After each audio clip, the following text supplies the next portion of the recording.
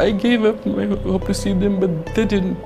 2016 সালে আইনশৃঙ্খলা বাহিনীর হাতে নিখোঁজ হন যুদ্ধাপরাধী হিসেবে অভিযুক্ত মীর কাশেম আলীর ছেলে ব্যারিস্টার আহমাদ বিন কাশেম। দীর্ঘ 8 বছর বন্দী থাকার পর শেখ হাসিনা সরকারের পতনের মধ্যরাতে মুক্তি পান কাশেম আরমান। পরদিন ফেরেন পরিবারের কাছে। এরপরেই শেখ হাসিনা সরকারের সময়কার বন্দিদশা, যা আয়না ঘর নামে পরিচিত পাওয়া বন্দীদের নিয়ে বেরিয়ে আসছে একের পর এক চাঞ্চল্যকর তথ্য।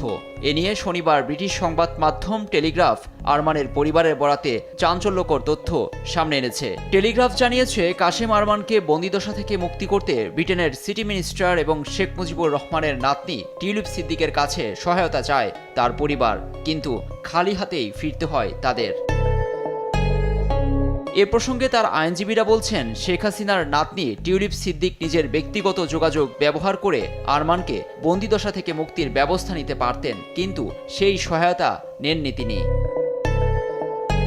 দ্য গার্ডিয়ানে উঠে এসেছে, কাশেম আরমানকে সহায়তায় এক প্রকার ব্যর্থ হয়েছিলেন টিউলিপ। মাইকেল পোলাক নামের এক আইনজীবীর দাবি, আয়নাঘর নামের একটি গোপন কক্ষে ছিলেন কাশেম আরমান।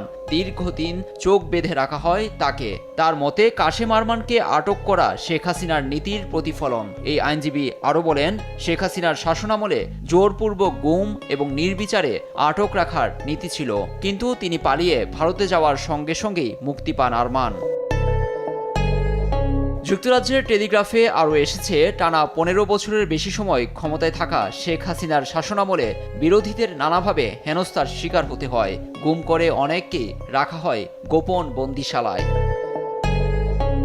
লুৎফর কবির, নিউজ ডেস্ক, দেশ টিভি।